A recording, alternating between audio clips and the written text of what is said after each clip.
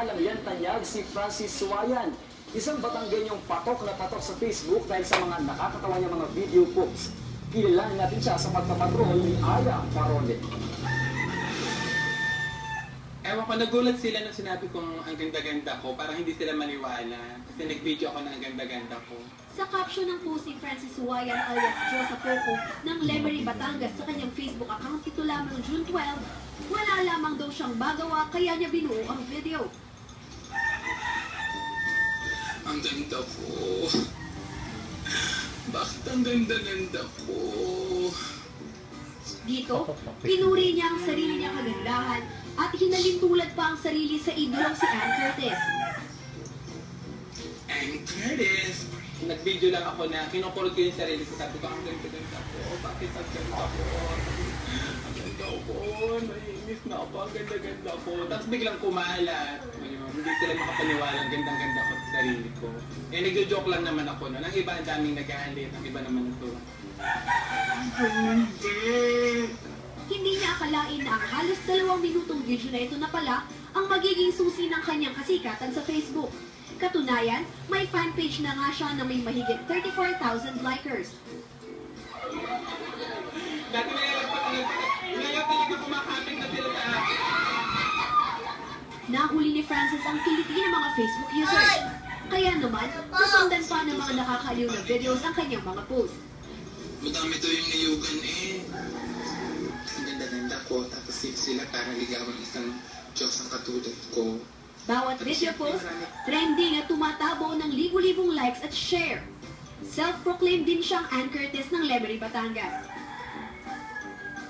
Lalo na nang mapansin at i-repost mismong ni Ann Curtis ang feature niya, habang hawak ang magazine kung saan cover girl ang Jezebel actress. Buta pa natin ang niyugan. Nagtatrabaho bilang graphic artist sa Maynila si Francis.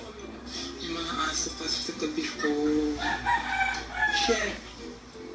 Nakakagawa lang daw siya ng mga video kung kailan niya maisipan at kung kailan siya nai-inspire.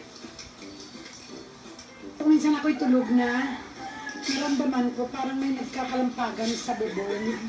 Yung pala nagsisleeping beauty na siya. Kaya ako may sigaw ng pababae ng aso.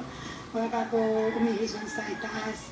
Ayun pala ay silang dalawa ng kanang pinsan ang naroon sa itaas.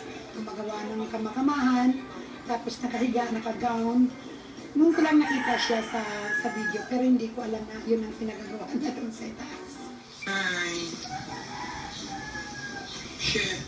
Kabilang sa mga patok niyang video ang pagkatakot niya sa mga alaga niyang aso. Umalis na ako. Ayaw nilang umalis. Shit. Shit. Shit! Hey! Shit! Yan. Bilis lang. Sumikat din ang video niya ng pagrereklamo niya sa umunay balak ng kanyang amang ipakasal siya sa anak ng kumparing magniniyog. Bakit? Mukha daw akong kayuran. Ang mukha nga rin, mukhang kayuran ng niyog. Ito ipapakasal niya doon. Nasaan na nga ba ngayon ang dapat sana'y mapapangasawa niya? May kaswerte naman ang anak ng kumpare niya. Nabagsakan ng niyog. Kaya wala akong maipakita. Pasensya na po sa mga taong naghahanap. Nabagsakan po ng niyog. At kagad naman ata siyang nakahanap ng kapalit. Hello, Emmanuel. Balbalita.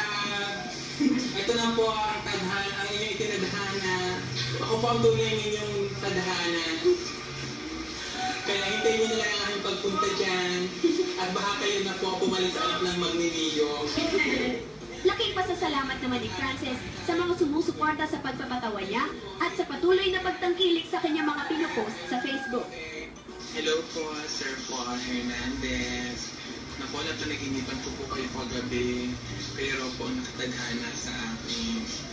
Kaya, naku, maghanda na po kayo ng 10 baboy, 2 bata. Aya Parole, ABS-CBN News.